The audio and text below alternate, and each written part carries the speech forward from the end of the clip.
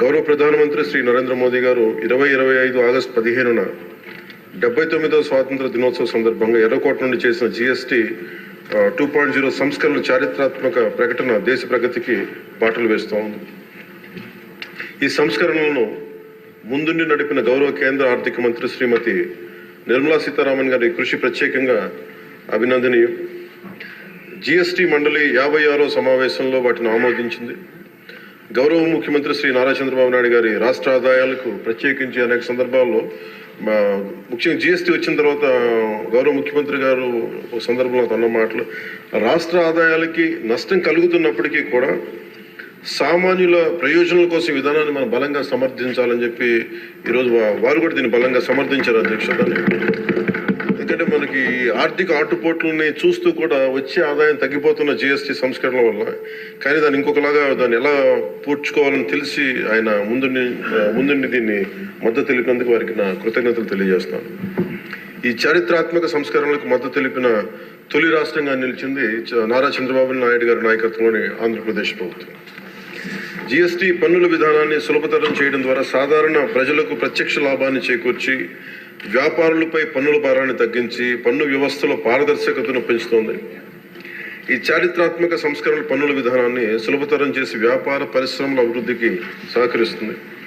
ప్రజల పొదుపును పెంచి కొనుగోలు శక్తిని పెంపొందించడానికి, కొత్త పెట్టుబడులను ఆకర్షించి దేశాన్ని స్థిరమైన వృద్ధి మార్గంలో నిలపడానికి దోహదపడుతుంది.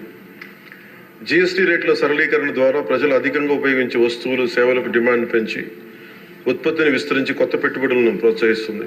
తద్వారా ఆర్థిక వృద్ధికి దారితీస్తుంది. నిజంగా ప్రజలకి, ఆర్థిక వ్యవస్థకి చాలా లాభదాయకమైన సంస్కరణ. రంగాల వారీగా చూసుకుంటే ముఖ్యంగా రైతుల కోసం ట్రాక్టర్లు, వ్యవసాయ యంత్రాలు, పరికరాలు మరియు ఇన్పుట్స్ పై పన్నులు తగ్గించడం వల్ల సాగు వ్యవసాయ వ్యయాన్ని తగ్గించి ఉత్పాదకను పెంచుతాయి.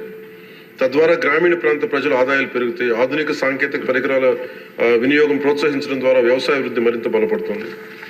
తక్కువ ఆదాయ కుటుంబాల కోసం పాలు కానీ, పెరుగు కానీ, పన్నీర్ లాంటి నిత్యావసర వస్తువులపై పన్ను 5% నుండి 0% తగ్గించడం ద్వారా రోజువారీ వ్యయాన్ని తగ్గిస్తూ ఉంది. నిత్యావసరాలు నెయ్యి కానీ, వెన్న కానీ, వంట పాత్రలపై పన్ను 12% నుంచి 5% తగ్గించడం కూడా కుటుంబ బడ్జెట్లకి ఇది చాలా ఉపశమనం కలిగిస్తుంది. అలాగే ప్రతి కుటుంబం కోసం ఉండే సబ్బులు కానీ, షాంపూలు కానీ, టూత్ పేస్ట్ వంటి వ్యక్తిగత సంరక్షణ ఉత్పత్తులపై పన్ను 18% నుంచి 18% నుండి 5% పరిమితం చేయడం ద్వారా వాటి ధరలు చాలా గణనీయంగా తగ్గుతాయి. తద్వారా ఆరోగ్యం, వ్యక్తిగత పరిశుభ్రత మెరుగుదల కనబడుతుంది. మధ్యతరగతి కుటుంబాల కోసం కార్లు, ఫ్రిడ్జ్లు, టీవీలు, ఎయిర్ కండిషనర్లపై పన్ను 28% నుంచి 18% తగ్గించడం ద్వారా వాటి ధరలు అందుబాటులోకి వచ్చి ప్రజల జీవన ప్రమాణాలు మెరుగుపడతాయి. అలాగే గృహ నిర్మాణానికి సంబంధించి సిమెంట్ పన్నుపై కూడా 28% నుంచి 18% తగ్గించడం ద్వారా గృహ నిర్మాణ వ్యయం తగ్గి సొంత ఇంటికల సాకారం అవుతుంది. ఆరోగ్య రంగం కోసం ఔషధాలపై పన్ను 12% నుంచి 5%కి, అత్యవసర మందులపై పన్ను 5% నుంచి 0% తగ్గించడం ద్వారా రోగులకి చాలా కీలక ఉపశమనం కలిగి అందరికీ వైద్య సేవలు అందుబాటులోకి వచ్చి ప్రజా ఆరోగ్య సంరక్షణ మెరుగుపడుతుంది.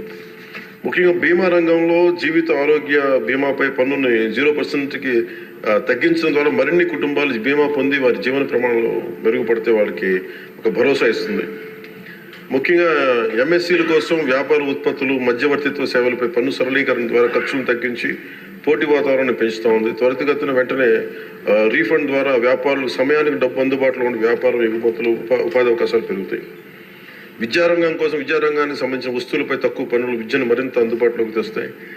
GST 2.0తో భరోసా. ఈ సంస్కరణ ద్వారా ప్రజల చేతిలో ఉండే సంపద మరింత పెరిగి వస్తువుల వినియోగం పెరగడంతో పాటు నూతన పెట్టుబడులకు ప్రోత్సాహం లభిస్తుంది. తద్వారా ఆదాయ సేకరణ పెరుగుతోంది.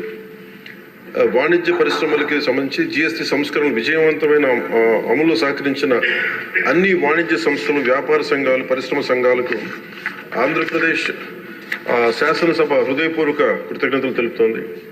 ప్రజలకు లబ్ధి చేరేలా చేసిన ఈ భాగస్వామ్యం సమగ్ర వృద్ధిలో సాధనలో కీలకం. ఈ అవగాహన కార్యక్రమం ముఖ్యంగా GST సంస్కరణ లాభాలు ప్రతి కుటుంబానికి చేరుకోవడానికి ఇది ఒక కార్యక్రమం చేపట్టాలని అందరం కోరుకుంటా ఉన్నారు అధ్యక్ష. జిల్లా నుంచి గ్రామ స్థాయి వరకు ఈ అందరికీ తెలిసేలాగా మరింత ఏమేమి తగ్గుతాయి, ఏవి బెనిఫిట్స్ ఉన్నాయి, ఇవన్నీ ప్రజలందరికీ తెలియజేసే ఒక కార్యక్రమం ఖచ్చితంగా రూపొందించాలి. దాని మీద మేము కోరుకుంటా ఉన్నాం.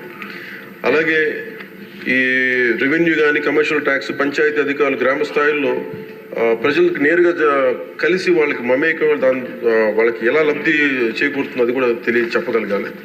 పరస్పర అవగాహనతో పాటు పలు మీడియా వేదికల ద్వారా విస్తృత ప్రచార కార్యక్రమాలు చేపట్టాల్సిన అవసరం ఉంది. ఈ కార్యక్రమం ప్రధాన లక్ష్యం ప్రతి కుటుంబం జిఎస్టీ సంస్కరణల గురించి తెలుసుకుని వాటిని లాభాలు పొందాలని మనస్ఫూర్తిగా కోరుకుంటూ ఆంధ్రప్రదేశ్ ప్రభుత్వం ఈ చారిత్రాత్మక మార్గదర్శక సంస్కరణలు ఆహ్వానిస్తూ ప్రజల ఆర్థికాభివృద్ధి కోసం వాటి విజయవంతమైన అమలుకు సంపూర్ణ మద్దతు ప్రకటిస్తోంది. థ్యాంక్ యూ అధ్యక్ష.